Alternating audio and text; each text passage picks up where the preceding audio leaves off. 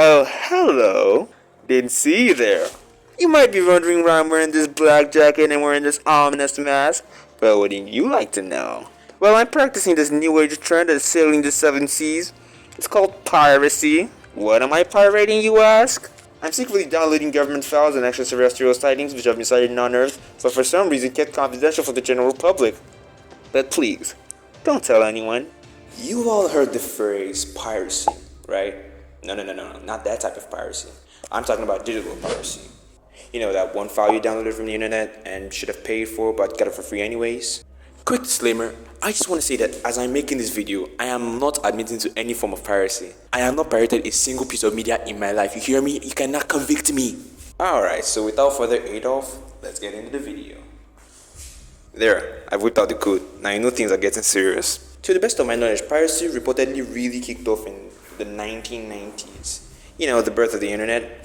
Ye old days when people were hopping from sketchy link to sketchy link just to get the latest Michael Jackson album.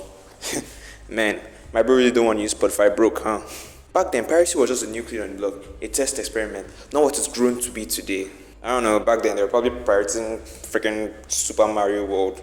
W game, by the way. Back then, they were using these things called floppy disks and VCRs. And if you haven't heard of the last one, don't worry, I didn't want to researching for this video. But back then, it was easy to get away with piracy because there were no laws against it.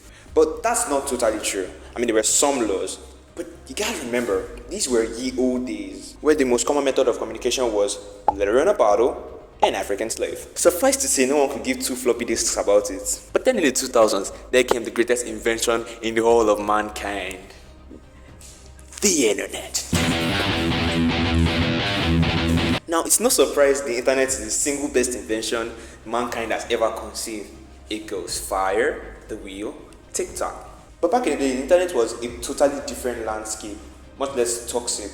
I assume I still wasn't born back then. The internet was a place where love and creativity blossomed, and with it, people came to kill, to steal, and destroy. Show of hands, how many of you remember that you wouldn't steal a car piracy campaign? No one?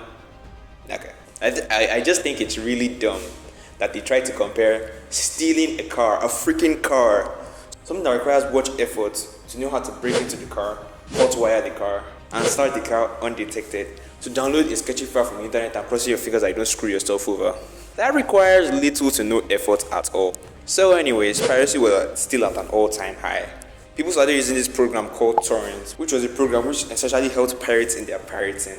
That's as simple as I can put it. And the main man with the plan, Brian Cohen. Imagine being that one man responsible for piracy in the world. Like, I'm sure every day this man looks himself in the mirror. You got some visions of like disgust with self-hate. Okay, that was a joke, you know. No offense to Brian Cohen or anything. And thus, the Pirate Bay made its debut. Now, I don't normally support stealing of other people's software without paying for it. However, there is one company which is morally justifiable to pirate their software, and that is Adobe, or as I like to call them, Corporate Satan. In case you didn't know this, Adobe is a company which currently holds creative monopoly on the world. Now, back in the day, it was a simple relationship. They give you their software in exchange for a one-time purchase. But back in 2012, they decided, hey, instead of purchasing your software and being done with us, why don't we hold your projects hostage and keep you tethered to us with a subscription model? That way you can't escape, that way you get it for cheaper. But people hated it. Now, instead of paying $1,000 for the software once, you now pay an infinite amount of money for editing. Say I'm editing till I'm 65. That means I would have given Adobe $19,273 just to use Photoshop. And thus, the Pirate Bay made its debut, or like the internet calls it, Netflix for broke people. It has everything, or I think everything you ever need to pirate in your daily life. Not like I've ever gone on it, you know. I pay for all my movies to get, you know what I'm saying? But I'm sure you may be asking yourself, if this site is so ominous and illegal, why don't they just take it down? Well, good question. And you see, they've tried. But here's the thing, all the Pirate Bay does is provide links to other people's pirated works for you to morally questionably download a free copy of somebody else's intellectual property they're probably going to use to feed their family. I'm not a bad person. We went a little off course there. What I'm saying is, the Pirate Bay doesn't own shit. It's just a place where people go and post. And so, under the arbitrary rules of the internet, It's not legal. It's kind of a moral gray area. So all the companies can do is fold their arms and say, "Curse you, bloody da blah boss." Another type of piracy that really made waves is video game piracy. Now, Google said video game piracy kicked off between the 1970s to the 1980s. But I'm going to take the creative liberty and say, no, it didn't. I don't think you see too many boomers trying to get the latest rip of Pong or Space Invaders or Tetris. So for the sake of this video, I'm going to say it kicked off in the 2010s because it follows a decade's trend, and I like to be right, so there's that. Video game piracy was piracy on a whole nother level. Not because it bumped piracy to another dimension, but because I couldn't think of anything. I was going to crack a joke in this bit, but my mind is blank. Now you can call us, those video game pirates, you can call them pagans, heartless, evil. But in the end, we're just people who want to have a good time with friends without paying 97,000 naira for a game which will be null and void by the time Black Ops 6 comes out. And now, this brings us to the last form of piracy, streaming piracy, or as I like to call it, Stryracy. That doesn't have a good ring to it, but you get the idea.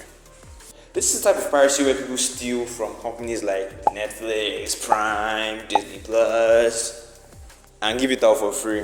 And this form of piracy has actually come a long way in these coming years. A bunch of executives probably just got together one day and said, "Hey guys, I think our business is too centralized and whatnot. I think instead of streaming our movies with one broadcasting service with proven decades of security, let's give our IP into the hands of the general public. Let them run loose and do whatever with it. What do you guys think?" Whoa, that's my CEO right there. I bet you look silly. Alright, now let's talk. I know I'm so brilliant. The question everyone's probably dying to ask is, how do we stop piracy? Now, might I remind you how we stopped music piracy? They didn't stop it, they made it useless. Because no one's going to pick downloading a song from a site that looks like it was made in the 2000s over Spotify. It's a no-brainer. For video game piracy, lower the graphics. I know, we're so close to next-gen graphics, but we need to get farther away from those next-gen prices. For streaming piracy, that's easy. Leave Netflix, Prime, and Disney Plus. Kill off the rest. For software piracy, don't pull an Adobe, and we'll be okay.